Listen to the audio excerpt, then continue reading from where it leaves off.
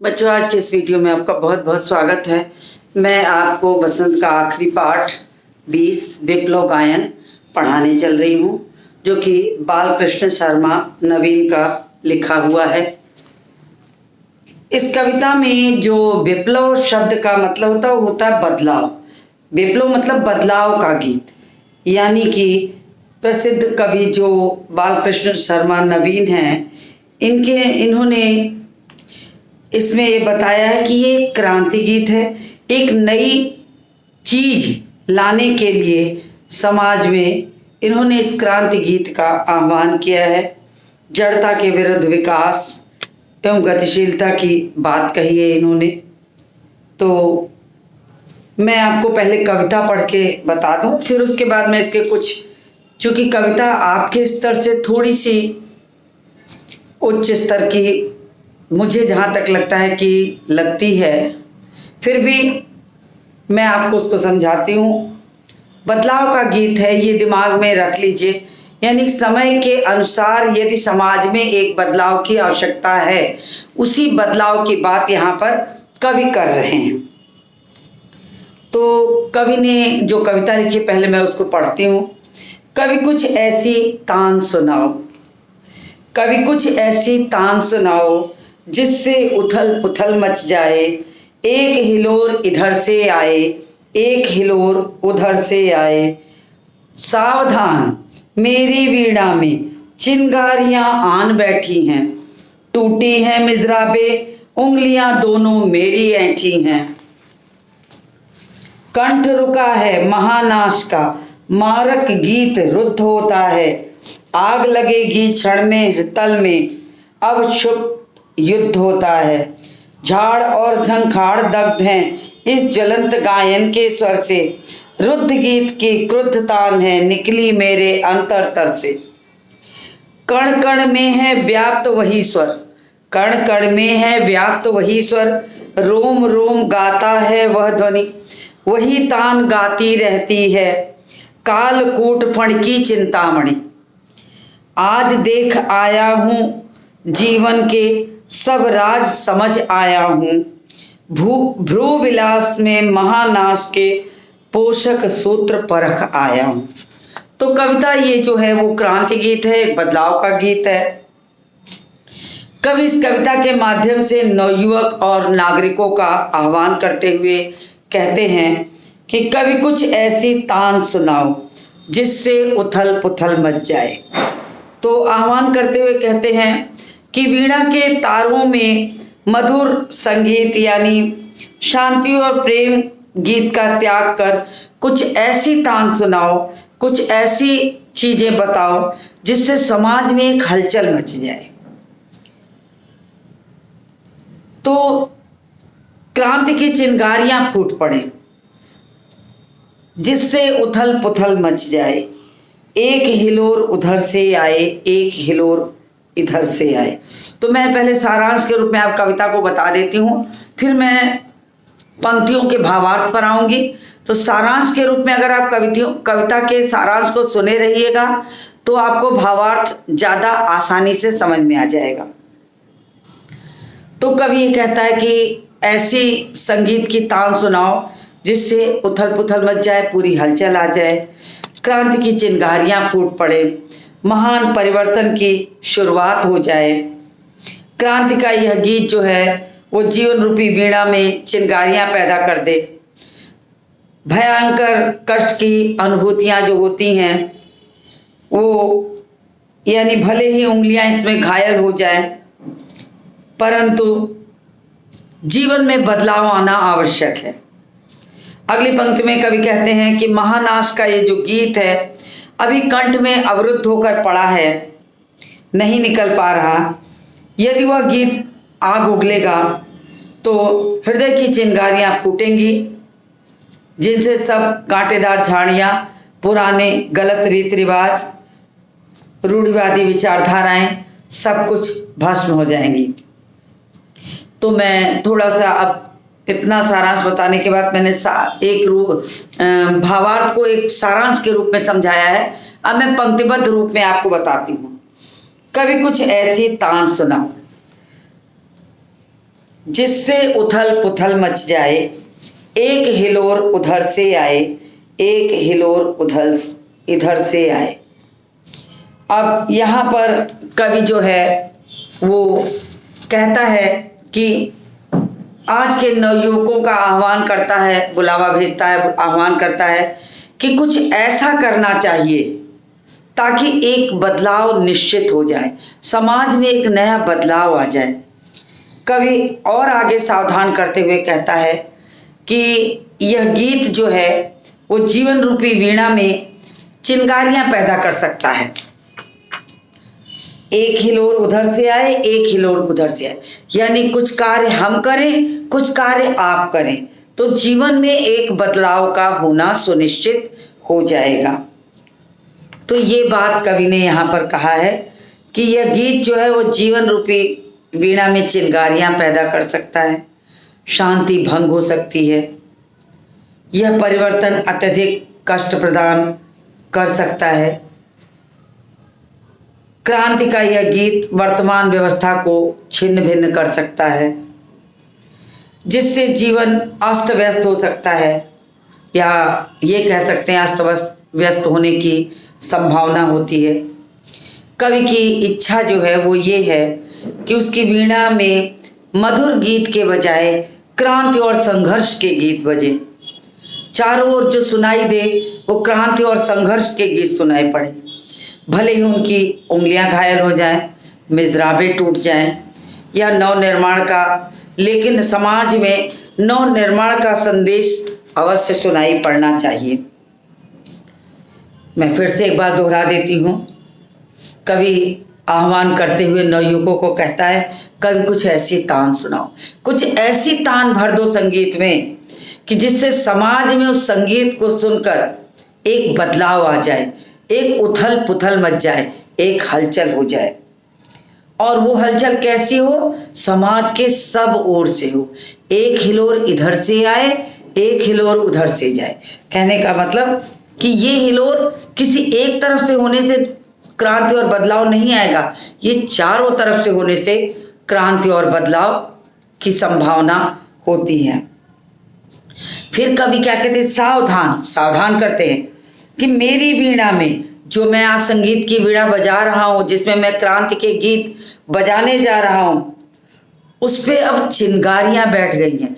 यानी संगीत की मधुरता की जगह क्रांति की क्रूरता की चिंगारियां आकर उस पे बैठ गई हैं। भले उसके बदले में कवि कहता है कि मुझे कष्ट हो, मुझे परेशानी हो, चिंगारियां आन बैठी हैं। और चाहे मेरी मिज़राबें टूट जाए। मिज़राबें क्या है? वो सितार बजाने वाली जो तिरछी सी अंगूठी होती है, जो उंगली में फंसा के जिससे बजाया जाता है, उसको मिज़राब कहते हैं। चाहे मिज़राब टूट जाए या उंगलियां ऐंठ जाएं, अर्थात कहने का मतलब कुछ भी कष्ट हो, कोई भी परेशानी हो, लेकिन उस परेशानी के बावजूद भी कवि ये कहता है कि मैं अपने संगीत की धुन में एक ऐसा बदलाव का गीत लाना चाहता हूँ, एक ऐसी क्रांति का गीत भर देना चाहता हूँ जिससे समाज में चारों ओर से क्रांति आ जाए, बदलाव आ जाए, चीजों में बदलाव आ जाए।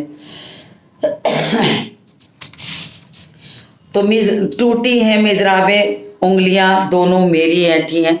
चाहे मिज़राबें टूट जाएं या मेरी उंगलियां ऐंठ जाएं, चाहे किसी भी तरह से घायल हो जाऊं, लेकिन नवनिर्माण का संदेश अवश्य सुनाई दे। अर्थात मैं अपने संगीत से, अपनी वीणा के तारों से जो क्रांति गीत गाऊं, उस नवनिर्माण का संदेश पूरे समाज में फैल जाना चाहिए। तो यहाँ पर कवि ने यही बताना चाहा है। तो अगर प्रश्न के माध्यम से मैं इसे समझाऊं तो आपको शायद अच्छे से समझ में आ जाए। तो कवि अपनी कविता के माध्यम से किसका आह्वान कर रहा है? तो कवि अपनी कविता के माध्यम से नवयुवकों का आह्वान कर रहा। मैं थोड़ा सा पंक्तियों के प्रश्नों के माध्यम से आपको भावार्थ समझाती हूँ ताकि आपको आसानी से समझ में आ जाए। तो मैं इसके प्रश्न भी लिखती चल रही हूँ। पहला प्रश्न लिख देती हूँ। कवि अपनी कविता के माध्यम से, कविता के माध्यम से किसका किसका आह्वान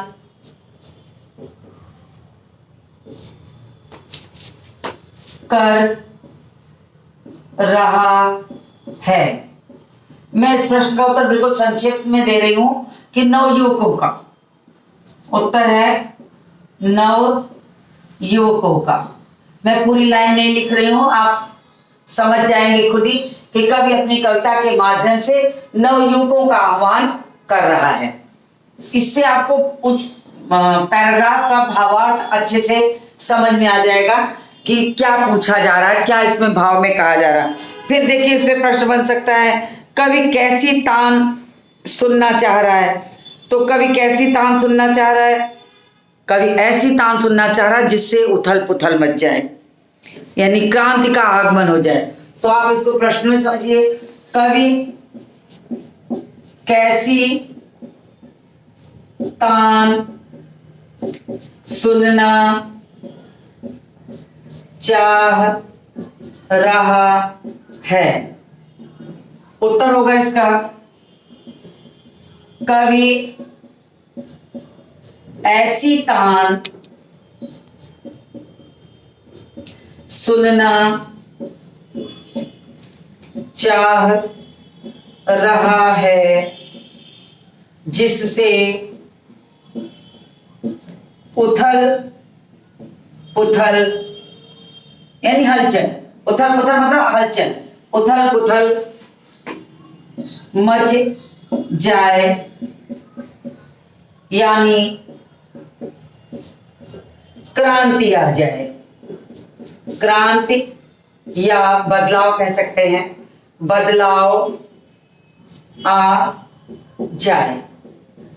ऐसे में अगर छोटे छोटे प्रश्नों में इसे परिवर्तित कर दूंगी तो आपको, चूंकि कविता कठिन है तो उसके भावार्थ को एक बार में आसानी में आप नहीं समझ सकते, तो मैं इन प्रश्नों के माध्यम से आपको भावार्थ भी समझाने की कोशिश कर रही हूं। फिर है कि कवि की वीणा में कैसे स्वर निकल रहे हैं। तो कवि की वीणा से चिंगारियां निकल रहे हैं और क्रांति के स्वर निकल रहे हैं। तो प्रश्न हो सकता है इस पर कि कवि की वीणा से कैसे स्वर निकल रहे हैं। तो उत्तर भी मैं लिखती चल रही हूं, कवि की वीणा से चिंगारियां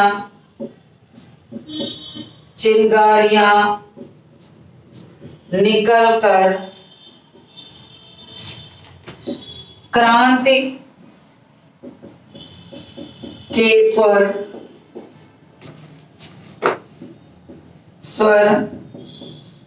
निकल रहे हैं। अब आपके लिए इसका अर्थ समझना बिल्कुल आसान हो जाएगा।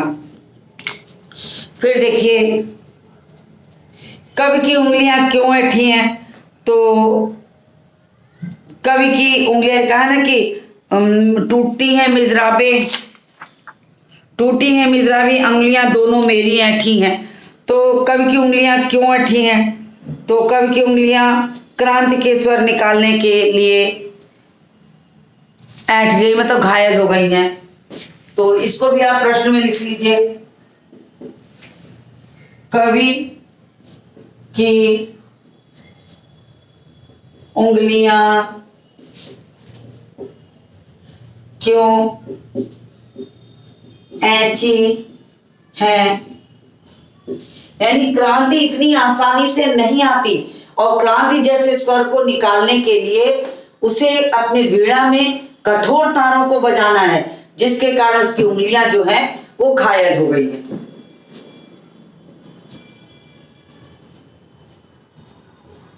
कवि की उंगलियां, क्रांति का स्वर, क्रांति का कठोर स्वर, स्वर वीणा के तारों से, वीणा के तारों से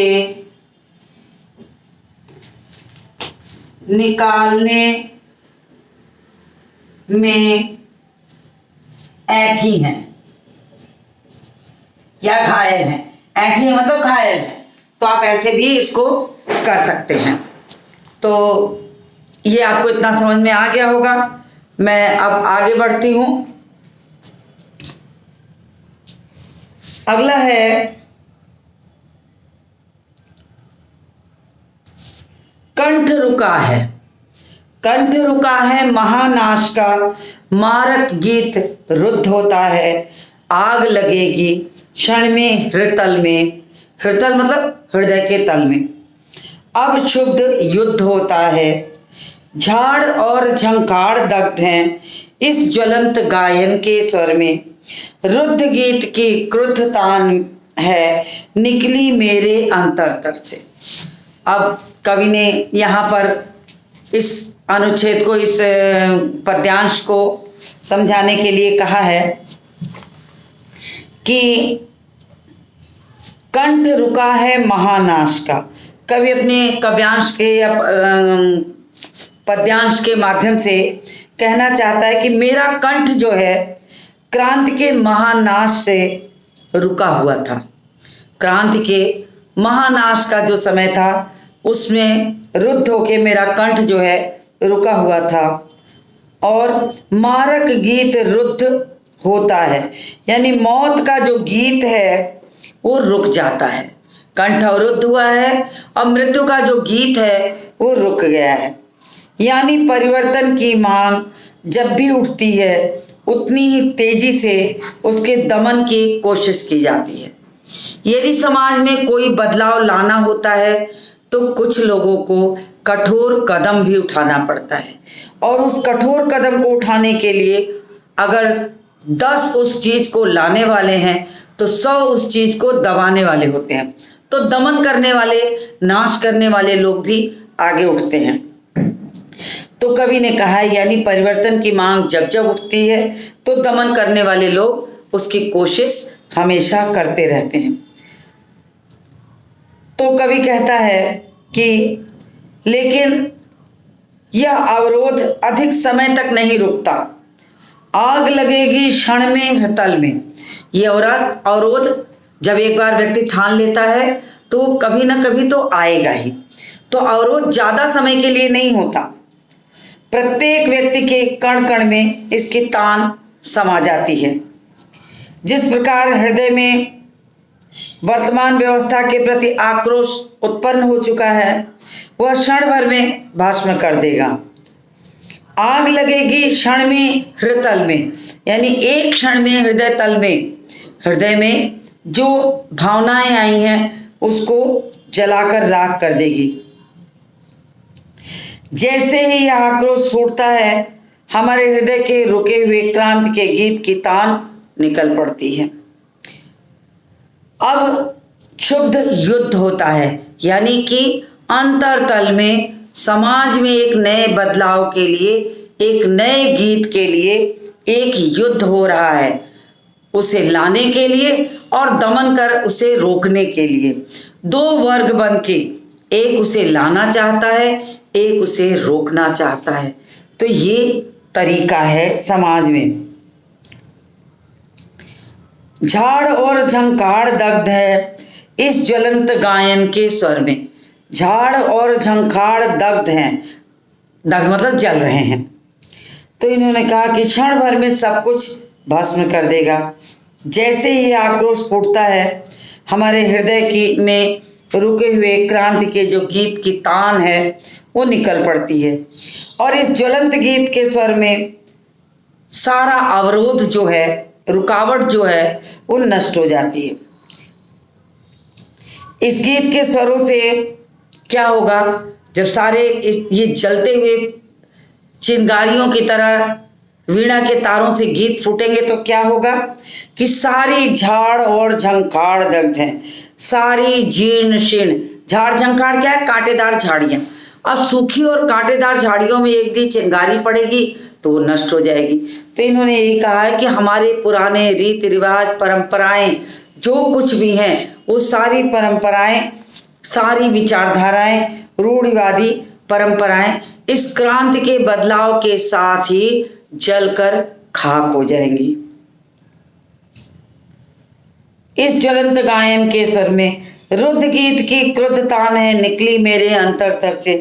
इस गीत के स्वरों से जो सारी पुरानी परंपराएं, झाड़े, कांटेदार झाड़ियां, जीर्ण शीर्ण विचारधाराएं, रूढ़िवादी विचारधाराएं, जो कुछ भी पुरानी परंपराएं होंगी वो सब जलकर नष्ट हो जाएंगी और इस प्रकार हमारा समाज जो है वो नई राह पे निकल पड़ेगा। तो कहा कि रुद्र गीत की क्रुद्ध तान है, रुद्र गीत रुके हुए गीत की क्रोध से भरी हुई तान है, यानी जिस बदलाव के गीत को आज तक लोगों ने रोक कर रखा था उस गीत की ये क्रोध से भरी हुई, चिंगारियों से भरी हुई ये तान है, जिस तान को अब वीणा के पर बजा करके नवयुवकों का आह्वान कवि ने किया है। वो निकली मेरे अंतरतर से, यानी मेरे हृदय के भीतर से वो धारा निकल चुकी है, बाहर आ गई है। तथा जीर्ण शीर्ण विचारधाराएं जो हैं वो हमेशा हमेशा के लिए नष्ट हो जाएंगी।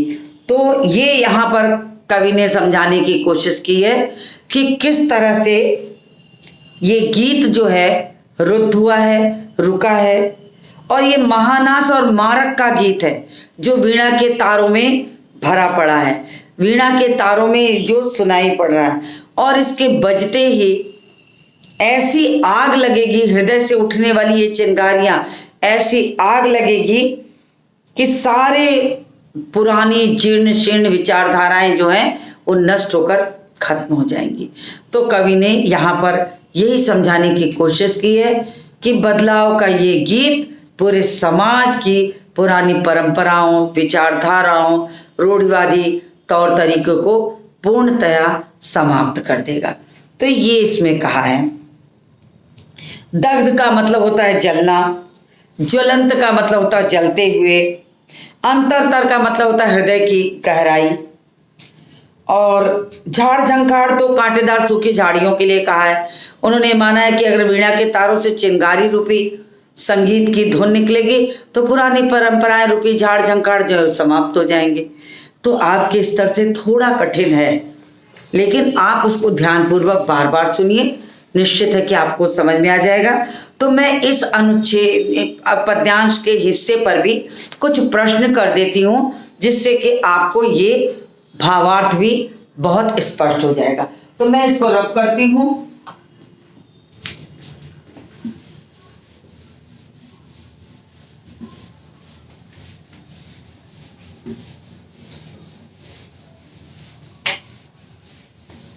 मैं अब इस पे जब छोटे छोटे प्रश्नों में परिवर्तित करके उसका उत्तर लिख दूंगी तो आपको भावार्थ कठिन होने के बावजूद भी आसानी से समझ में आ जाएगा।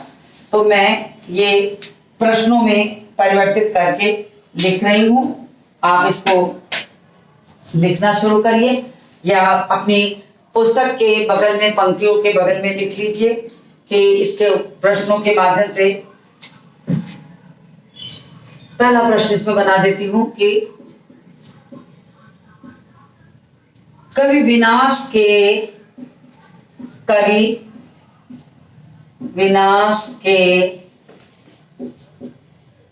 गीत क्यों गाना चाहता है?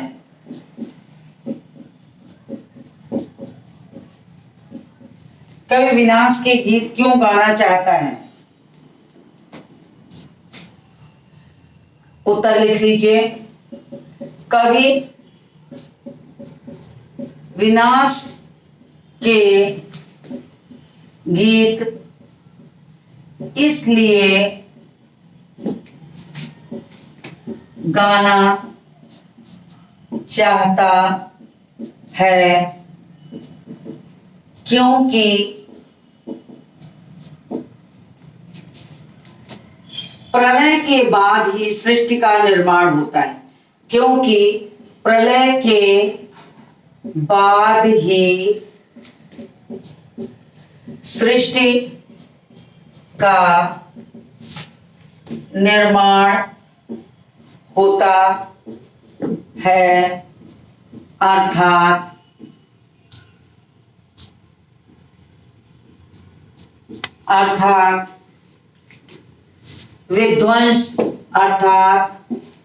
अर्थात विध्वंस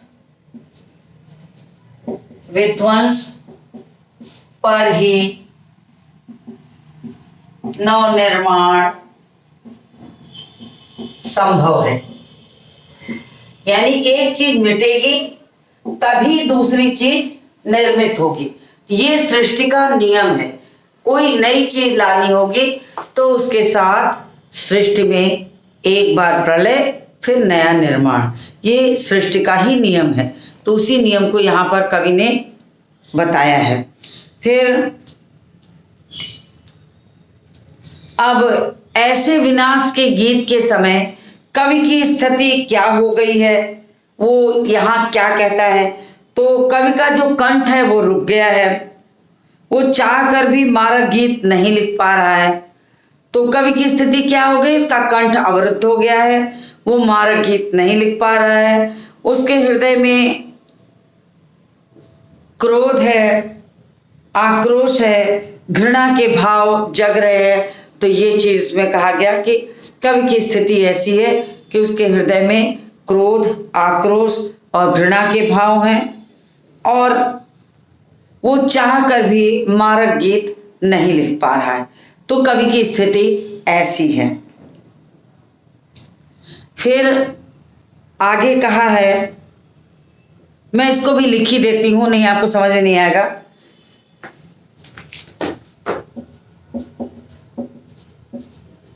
कवि की स्थिति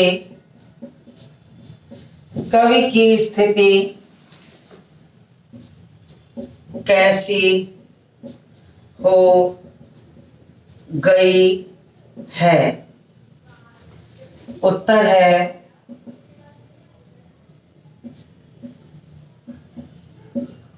कवि का कंठ अवरुद्ध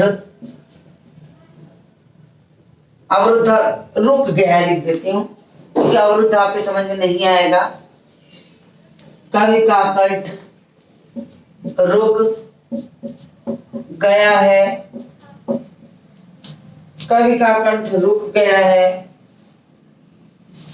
वह मारक गीत नहीं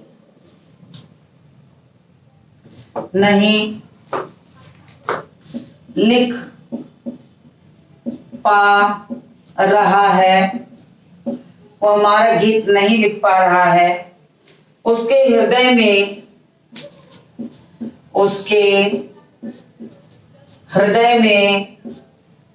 क्रोध,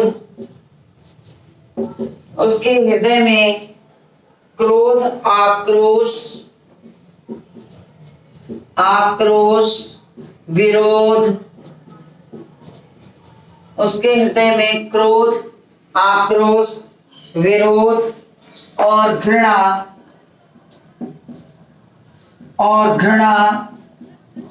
के भाव भर गए हैं।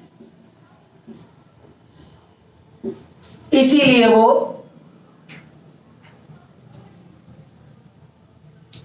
उसकी स्थिति ऐसी हो गई है। फिर मैं आगे बताती हूं।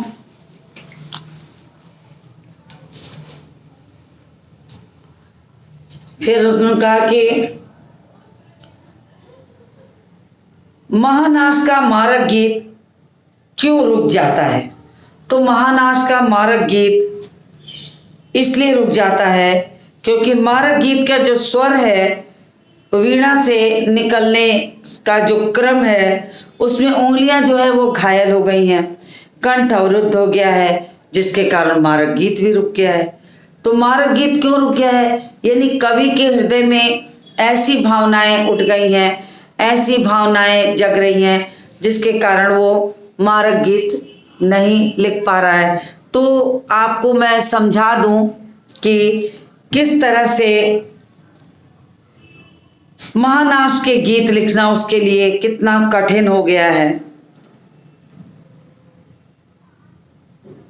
तो उम्मीद करती हूं कि आपको यहाँ तक की जो अर्थ मैंने आपको पढ़ाया है वो समझ में आ गया होगा।